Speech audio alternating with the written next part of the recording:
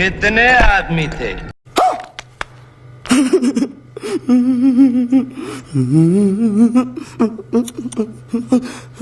Hi everyone, welcome to YouTube channel black diamond. तो title बिल्कुल सही देखा आपने। टाइटल यही है, कितने आदमी थे।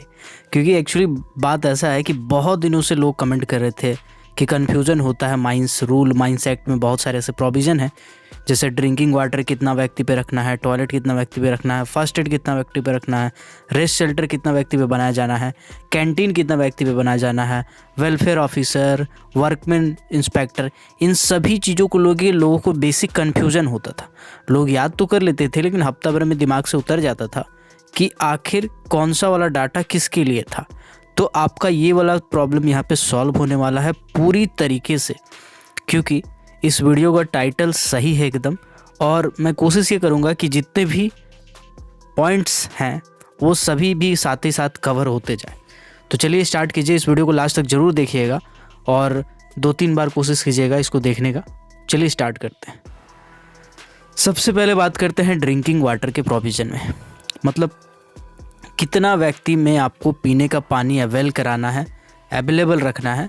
तो इसका आंसर हो जाएगा एक व्यक्ति पर।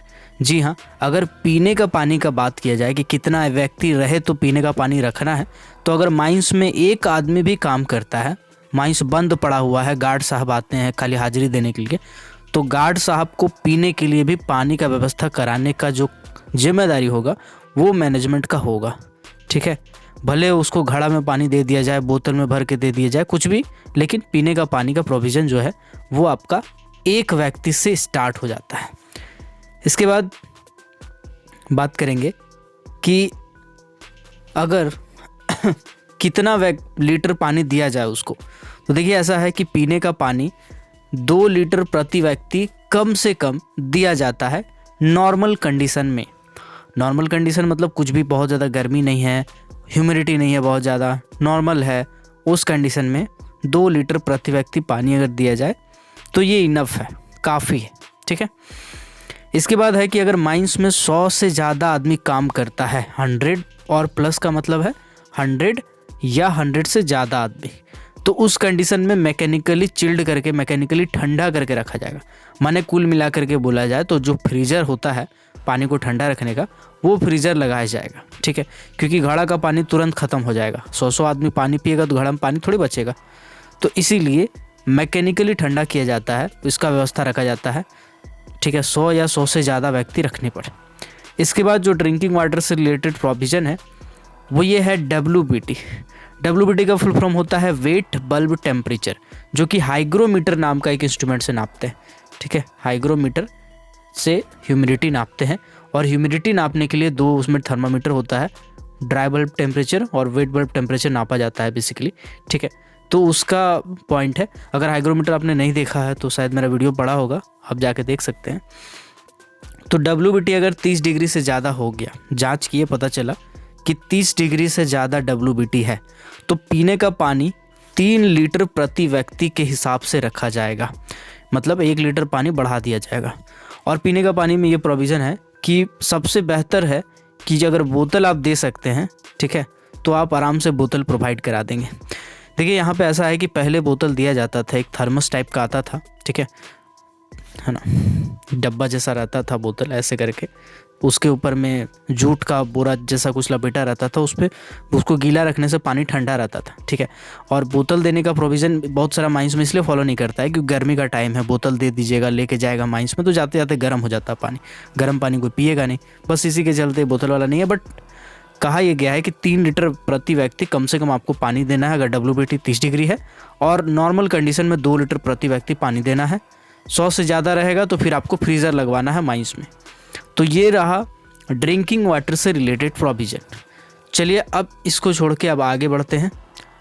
अब अगला है कि भैया अगर पानी पीजिएगा तो फिर टॉयलेट भी जाना पड़ सकता है, तो टॉयलेट का प्रोविज़न पढ़ते हैं। तो देखिए ऐसा है, टॉयलेट वाला जो नियम है शौचालय का, वो ये है कि 50 व्यक्ति पर 1 सीट होना चाहिए, इससे कम नहीं होना चाहिए।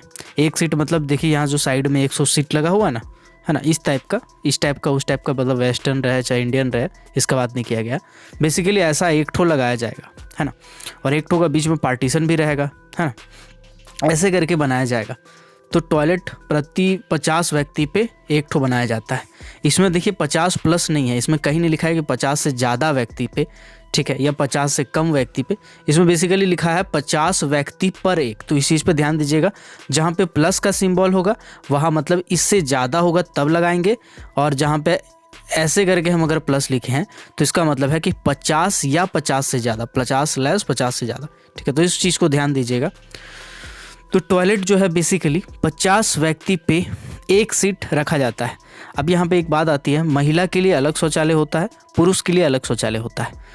अगर एक ही जगह पे है तो महिला को जाने के लिए अलग दरवाज़ा रहेगा, पुरुष को जाने के लिए अलग दरवाज़ा रहेगा। और टॉयलेट के ही बाहर में, है ना, या उसके बाउंड्री के अंदर में ही हाथ मुँह धोने का, है ना, इस सब का व्यवस्था रखा जाएगा बेसिकली, ठीक है। इसके बाद एक पॉइंट इसमें एक और भी है कि जब कभी भी टॉयलेट कहीं पे बनाया जाता है तो उस कंडीशन में जो फर्श होता है ना, फ्लोर का 1.25 मीटर, ठीक है, 1.25 मीटर जो फ्लोर है, फॉर एग्जांपल यहाँ पे देखिए, यहाँ से अगर फ्लोर स्टार्ट होता है तो 1.25 मीटर तक चिकना करके रखा जाएगा। या तो चिकना करिए या टाइल्स लगाइए, आजकल टाइल्स लगा दिया जाता है, बट चिकना करके रखा जाता है उसको। ऐसे नहीं कि प्लास्टर कर दिया, मस्त बना दिए, हो गया काम, नहीं, क्योंकि उससे क्या होता है, पानी सोखता है, पानी सिपजता है, ठीक है, तो जल्दी ख़राब हो जाता है ना, और थोड़ा महकता भी है। इसीलिए 1.25 मीटर ऊंचा तक क्या होता है कि पूरा उसको ये करके रखा जाता है। और टॉयलेट के 6 मीटर के अंदर में, 6 मीटर के दायरा में पीने का पानी का व्यवस्था नहीं रखा जाएगा, ठीक है। तो ये था टॉयलेट से रिलेटेड प्रोविज़न। आई होप आप अच्छे से समझ गए होंगे। अगर आपको कन्फ्यूज़न होगा ना तो इस वीडियो को बार बार देखिएगा, एक बार में याद नहीं होने वाला। अगर याद हो भी गया तो आप फिर भूल जाएंगे, तो इसको बीच बीच में देखते रहिएगा। तो इसको सेव कर लीजिए अपना लाइब्रेरी में, ठीक है, ताकि आपका आगे काम आए। अगला जो पॉइंट है वो है फर्स्ट एड स्टेशन के बारे में, ठीक है। तो फर्स्ट एड स्टेशन के बारे में क्या है, फर्स्ट एड रूम के बारे में, सॉरी, पहले रूम को हम लोग समझते हैं फिर दोनों में अंतर समझते हैं। फर्स्ट एड रूम माने देखिए, जैसा स्क्रीन पे एक ठो रूम दिख रहा है ना, एक ठो बेड लगा हुआ है, एक ठो कुर्सी है, दवाई रखने का टेबल है ना, पानी चढ़ाने वाला एक ठो रॉड आता है वो वाला है, और उसके बाद जो बेसिक सामान होता है, जो हॉस्पिटल में एक ठो क्लिनिक होता है ना, क्लिनिक में जो बेसिक सामान होता है वो सारा सामान यहाँ पे रहेगा फर्स्ट एड रूम में, और फर्स्ट एड वाला सारा सामान रहेगा, ठीक है। ये कब बनाते हैं फर्स्ट एड रूम, जब 150 से ज़्यादा आदमी किसी माइंस में काम कर रहा है।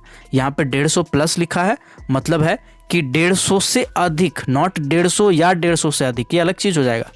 150 से अधिक मतलब 151, 152, 153 अगर ऐसा व्यक्ति रहेगा तो उस कंडीशन में फर्स्ट एड का रूम बनाया जाएगा। फर्स्ट एड रूम का फ्लोर एरिया भी याद आ रहा है मुझे। तो फर्स्ट एड रूम का जो फ्लोर एरिया होता है वो 10 मीटर स्क्वायर से कम नहीं होना चाहिए। ज़्यादा हो सकता है बट कम नहीं होना चाहिए। इसके बाद है कि अगर किसी माइंस में 1000 आदमी से ज़्यादा कोई मतलब एम्प्लॉय काम कर रहा है, कोई माइंस है जिसमें बड़का वाला माइंस है, 1000 से ज़्यादा आदमी काम कर रहा है, तो वहाँ पे एक ठो डॉक्टर अपॉइंट करना पड़ेगा। अब डॉक्टर साहब तो अकेले दवाई सुइया देंगे नहीं, तो उसके साथ ही साथ एक ठो ड्रेसर कम कंपाउंडर अपॉइंट करना पड़ेगा। ड्रेसर और कंपाउंडर अलग अलग भी हो सकता है, और अगर कोई ड्रेसर कम कंपाउंडर है तो भी ठीक है, कंपनी का थोड़ा खर्चा बच जाएगा, है ना, मल्टीटास्किंग हो जाएगा। यही ड्रेसिंग भी कर देगा, यही सुइया भी भोंक देगा, ये सब काम कर देगा, दवाई भी दे देगा, ठीक है।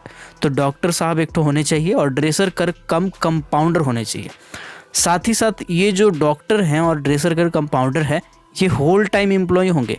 ये नहीं पार्ट टाइम कि 2 बजे से 4 बजे बैठिए, क्लिनिक नहीं है ये आपको फर्स्ट एड रूम बना रहे हैं तो वहाँ पे डॉक्टर को अपॉइंट करना। डॉक्टर साहब वहाँ आएंगे, उसका जो ड्यूटी आवर होगा वो रखेंगे, या हो सकता है तो शिफ्ट में डॉक्टर रखा जाएगा, ठीक है।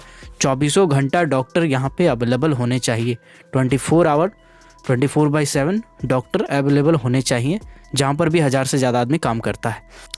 इसके बाद फर्स्ट एड रूम वाला तो खैर और कोई डाटा नहीं है। और एक और पॉइंट मुझे याद आ रहा है, अगर डिस्पेंसरी या हॉस्पिटल, जैसे मान लीजिए CCL कोई company, central coalfield limited company है, तो CCL का खुद का हॉस्पिटल, ये नहीं कि प्राइवेट वाला टाटा वाला हॉस्पिटल बगल में चल जाएगा, नहीं, CCL का माइंस है तो CCL का खुद का हॉस्पिटल या खुद का डिस्पेंसरी अगर माइंस के जस्ट बगल में है, जस्ट नियर बाई पड़ता है, माने 2 कदम पे पड़ गया, पैदले चल गया कोई आदमी, ऐसा दूरी पे पड़ता है, तो उस कंडीशन में कौनो ज़रूरत नहीं है कि आप अलग से फर्स्ट एड रूम बनाइए और डॉक्टर रखिए, ड्रेसर रखिए।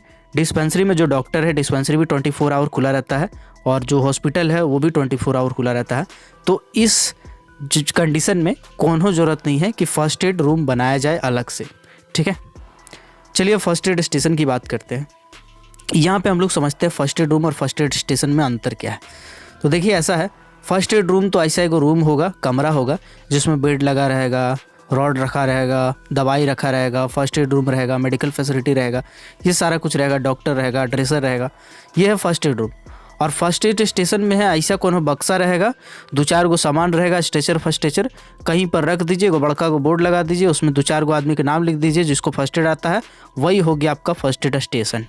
ठीक है, इसको मतलब पोर्टेबल है, इसको जहाँ मन करेगा उठा के ले जाइए, माइंस में ले जाना है ले जाइए, डिस्ट्रिक्ट का एंट्रेंस के पास ले जाना है ले जाइए, शाफ्ट का पिट टॉप पे ले जाना है ले जाइए, पिट बॉटम पे ले जाना है ले जाइए, वर्कशॉप में रखना वर्कशॉप में बनाइए। तो इन जगहों पे बेसिकली बनाया जाता है फर्स्ट एड स्टेशन। ठीक है, इसके बाद कानून ये है कि 50 से ज़्यादा व्यक्ति अगर काम कर रहे हैं तो उस कंडीशन में ओपन कास्ट माइंस में, देखिएगा यहाँ पे एक चीज़ मैं बताना चाहता हूँ, अगर आपसे पूछेगा कि अंडरग्राउंड माइंस में कितना आदमी एम्प्लॉयड है तो आपको फर्स्ट एड स्टेशन बनाना है, तो एक व्यक्ति, अंडरग्राउंड माइंस में एक व्यक्ति भी कहीं पे एम्प्लॉयड है तो उसके आसपास में डिस्ट्रिक्ट के कुछ नियम है कि डिस्ट्रिक्ट का एंट्रेंस के पास बेसिकली होता है पिट टॉप, मतलब जहाँ से शाफ्ट में चढ़ के नीचे जाइएगा या इंक्लाइन से उतर के नीचे जाइएगा, पिट बॉटम माने जहाँ पे लास्ट पड़ता है उस जगह पे। ठीक है, तो वो सब जगह पे फर्स्ट एड स्टेशन रखा जाता है, चाहे आदमी कितनों रहे, एक आदमी काम करे, 2 आदमी काम, कितनों आदमी काम करे, उससे कोई मतलब नहीं, यहाँ रखना है शाफ्ट का बॉटम पे, शाफ्ट का टॉप पे और हर डिस्ट्रिक्ट या सेक्शन का एंट्रेंस पे। ठीक है, लेकिन अगर पूछेगा कि वर्कशॉप में कितना व्यक्ति एम्प्लॉयड रहेगा तो आप रखिएगा, और ओपन कास्ट में कितना आदमी कहीं पे काम कर रहा है तो रखिएगा। तो जहाँ पर भी ओपन कास्ट में मान लीजिए को दीवार गाथने का काम चल रहा है, ठीक है, तो दीवार गाथने में भी अगर 50 से ज़्यादा आदमी आप लगा दिए हैं तो वहाँ पे आपको एक फर्स्ट एड स्टेशन बनाना पड़ेगा। बनाना माने 4 गो डब्बा उठा के ले जाना, 2 गो स्ट्रेचर ले जाना, हो गया फर्स्ट एड स्टेशन। ठीक है, तो वहाँ पे आपको रखना है। इसके बाद वर्कशॉप हो, स्क्रीनिंग प्लांट हो, जहाँ पर भी 50 से ज़्यादा आदमी आप लगाए हैं। ठीक है, वर्कशॉप में भी क्या होता है कि बहुत बार चोट लग जाता है, गाड़ी उड़ी खोला खोली में थोड़ा सा हाथ कट गया, लग गया, छिला गया, है ना, तो ये सब कंडीशन हो सकता है, इसीलिए फर्स्ट एड स्टेशन यहाँ पर भी बनाया जाता है। तो याद रखिएगा 50 से ज़्यादा आदमी पर ओपन कास्ट में, और वर्कशॉप, स्क्रीनिंग प्लांट सब जगह 50 से ज़्यादा आदमी। लेकिन अगर अंडरग्राउंड माइंस का बात करेगा तो वहाँ पे डाटा को स्पष्ट नहीं है, अगर एक आदमी भी है तो पिट शाफ्ट का टॉप पे, शाफ्ट का फ्लोर पे और हर डिस्ट्रिक्ट या सेक्शन का एंट्रेंस पे रहेगा। ठीक है, चलिए अब आते हैं आगे। अगला जो क्वेश्चन है वो है रेस्ट शेल्टर। ठीक है, रेस्ट शेल्टर माने ऐसा शेल्टर होता है जहाँ पर आदमी लोग बैठ के खाना वाना खाएगा, सूतेगा, सताएगा, है ना, इसके बाद बीजेपी जीतेगा कि कांग्रेस इसका चर्चा करेगा। तो बेसिकली ये है रेस्ट शेल्टर, माइंस के एंट्रेंस के पास होता है। अगर माइंस में 50 से ज़्यादा आदमी काम कर रहा है तब आप रेस्ट शेल्टर बनाइएगा। ठीक है, 50 से ज़्यादा व्यक्ति अगर कहीं काम कर रहा है माइंस में, अगर माइंस में है उतना आदमी जो जॉब करता है, ठीक है, कोई माइंस है जिसमें 50 से ज़्यादा आदमी काम कर रहा है, हाजिरी बन रहा 50 आदमी का, तो फिर रेस्ट शेल्टर बनाया जाएगा। सरफेस में एक ठो बनाया जाता है रेस्ट शेल्टर। ठीक, तो ये 50 आदमी से ज़्यादा। इसके बाद एक और प्रोविज़न है, इसको थोड़ा ध्यान में रखिएगा, जहाँ पर भी 25 से ज़्यादा आदमी आप लगा दिए, चाहे ओपन कास्ट माइंस में लगाएं, चाहे वर्कशॉप में लगाएं, चाहे आपका माइंस का एंट्रेंस के पास लगाएं, इन जगह पे 25 आदमी से ज़्यादा लगा रहे हैं तो आपको एक ठो अलग से रेस्ट शेल्टर बनाना है उस जगह के लिए। जैसे ओपन कास्ट में जहाँ भी लगाया 25 से ज़्यादा आदमी, उसके आसपास में कहीं पे एक ठो रेस्ट शेल्टर लगा देना है, ताकि थोड़ा सा काम वाम करेगा, थक जाएगा तो बैठ के वहाँ टिफ़िन खाएगा, पानी पिएगा, थोड़ा सा थाएगा, है ना, तो इसके लिए बनाया जाता है रेस्ट शेल्टर। ठीक है, तो रेस्ट शेल्टर आपका क्लियर हो गया, आई होप। फर्स्ट एड से रिलेटेड कुछ पॉइंट मुझे याद आ रहे हैं जो कुछ कमेंट भी किए थे तो मुझे ध्यान है। एक्चुअली फर्स्ट एड का जो सर्टिफिकेट होता है उसका जो ट्रेनिंग होता है, रिफ्रेशर ट्रेनिंग, वो हर 2 साल में होता है। ठीक है, और आपका rule number may be 41, okay 41 या 41, रूल नंबर 41 में ये लिखा हुआ है कि first aid certificate Saint John Ambulance Bharat का ही वैलिड है। ठीक है, तो बहुत कोई पूछ रहे थे कि फर्स्ट एड सर्टिफिकेट हम ले रहे हैं, डीजीएमएस परमिशन दे दिया है, वैलिड है कि नहीं। एकदम वैलिड है, एकदम वैलिड है, क्योंकि डीजीएमएस से कानून बनाता है। ठीक है, तो वैलिड है, बोर्ड का जो फैसला है वो वैलिड है। लेकिन यहाँ पे मैं बताना चाहूँगा, कोल इंडिया लिमिटेड हो या सेंट्रल गवर्नमेंट की कंपनी हो, ये सब नियम को मानते हैं। बहुत सारे प्राइवेट कंपनी है ना, वो सब आज भी नहीं मानते हैं बाकी दूसरा वाला। ठीक है, ठीक, तो सेंट जॉन एम्बुलेंस वाला अगर आप लिए हैं तो आपको कोई प्रॉब्लम नहीं होगा। अगर उसको छोड़ के दूसरा कुछ लिए हैं तब भी आपको कोई प्रॉब्लम नहीं होगा, अगर सेंट्रल गवर्नमेंट की भरते हैं। प्राइवेट में कुछ प्राइवेट कंपनी हो सकता है कि आपको नहीं एक्सेप्ट करना चाहे, क्योंकि वो सब रूल वगैरह दिमाग में बैठा हुआ है सेंट जॉन। इसीलिए जो आजकल वैकेंसी भी निकलता है बहुत सारा प्राइवेट वाला, अगर आप गौर कीजिएगा, एनएमडीसी को ही गौर कीजिए, नहीं तो सेंट्रल गवर्नमेंट। इसमें भी लिखा था कि सेंट जॉन एम्बुलेंस वाला फर्स्ट एड सर्टिफिकेट ही वैलिड है। ठीक है, तो इसको थोड़ा ध्यान रखिएगा, क्योंकि मुझसे कुछ पूछ रहे थे कोई लोग, फ़ोन करके कॉल करके पूछ रहे थे कि फर्स्ट एड सर्टिफिकेट ना है तो वैलिड आता है कि नहीं दादा। तो वैलिड फर्स्ट एड है आपका, कोई दिक्कत नहीं है, बट सेंट जॉन से लेंगे तो आपको ज़्यादा एडेड एडवांटेज मिल जाएगा। ठीक है, तो बेसिकली रेस्ट शेल्टर आपको क्लियर हो गया होगा, आई होप। अब आते हैं कैंटीन के ऊपर, खाना पीना खाने के ऊपर। तो कैंटीन क्या है? कैंटीन मतलब जहाँ पे बैठ के खाना खाएगा, जहाँ पे खाना बनाया जाएगा। ठीक है, तो 250 से ज़्यादा व्यक्ति जिस भी माइंस में काम करते हैं, इस जगह पे कैंटीन का प्रोविज़न है कि कैंटीन बनाया जाएगा। आई होप वीडियो लंबा हो जाए, तो फिर नेक्स्ट पार्ट हो सकता है बनाना पड़ जाएगा मुझे, कोई नहीं। 250 से ज़्यादा व्यक्ति अगर किसी भी माइंस में एम्प्लॉयड है तो इस कंडीशन में कैंटीन बनाना है। कैंटीन में क्या होगा? खाना बटेगा, खाना मिलेगा। खाना कितना रेट पे मिलेगा? तो नॉन प्रॉफिटेबल रेट पे। ठीक है, नॉन प्रॉफिटेबल रेट पे, माने 2 रुपया में चाय। जैसे अगर आप CCL का HRD ऑफिस गए हो कोई अगर, तो कमेंट करके बताइएगा आप गए हैं कि नहीं गए हैं। तो CCL का HRD ऑफिस में 2 टका में चाय, 2 टका में सिंघाड़ा, ठीक है, 15 रुपया में शायद चावल, मुर्गा, ये सब कुछ मिल जाता है। तो वो किस लिए मिलता है? वो एक्चुअली नॉन प्रॉफिटेबल है। ठीक है, तो प्रोविज़न है कि जितना भी माइंस है, प्रोविज़न है कि जितना भी माइंस है जिसमें 250 से ज़्यादा आदमी काम कर रहा है, उस जगह पे आपको एक तो कैंटीन बनाना है, और उस कैंटीन में आपको नॉन प्रॉफिटेबल रेट पे खाना देना है। ठीक है, जो कि आप, हमको नहीं लगता 90% माइंस फॉलो करता होगा, कुछ माइंस को छोड़ के बाकी फॉलो नहीं करता इस चीज़ को। बट आपको याद रखना है जो प्रोविज़न है वो, कि 250 से ज़्यादा आदमी रहेगा तो एक तो कैंटीन बनाएंगे जिसमें नॉन प्रॉफिटेबल रेट पे खाना देंगे। नॉन प्रॉफिटेबल रेट पे खाना देने वाला साल भर में एक बार हिसाब किया जाता है उसका, जो कि चार्टर्ड अकाउंटेंट से किया जाता है। और अगर अकाउंट डिपार्टमेंट है माइंस का खुद का, तो वो कर सकता है। इसके बाद ये जो कैंटीन है ये 15 मीटर दूर रखा जाएगा। किससे? टॉयलेट से, बॉयलर हाउस से, इंजन हाउस से। ठीक है, काहे कि इंजन से धुआं निकलेगा, खाना करिया हो जाएगा, तो फिर कैसे खाइएगा आप। ठीक है, इसीलिए इन चीज़ों से दूर रखा जाता है, 15 मीटर कम से कम दूर रखा जाएगा। ठीक है, इसके बाद बात करते हैं एक और चीज़, कि जहाँ पे मुंह धोने का रहेगा, महिला का मुंह धोने का, ठीक है, पॉइंट नहीं है इसमें, महिला का हाथ मुंह धोने का जो जगह होगा, उस जगह पे पर्दा लगा दिया जाएगा, यानी स्क्रीन लगा दिया जाएगा। काहे लगाया जाएगा? ताकि महिला थोप सके, थोपने में कोनो दिक्कत नहीं हो, स्नो पाउडर लगा सके। तो बेसिकली उस जगह पे प्राइवेसी के लिए स्क्रीन लगा दिया जाता है। जहाँ भी महिला का हाथ मुंह धोने का जगह बनाया गया अलग से, उस जगह पे स्क्रीन लगा दिया जाता है, मतलब दोनों साइड में पर्दा वगैरह कुछ ऐसा लगा के उसको सेव कर दिया जाता है। ठीक है, तो यहाँ भी है। इसके बाद है कलरिंग। कलरिंग का मतलब होता है पोछाड़ा।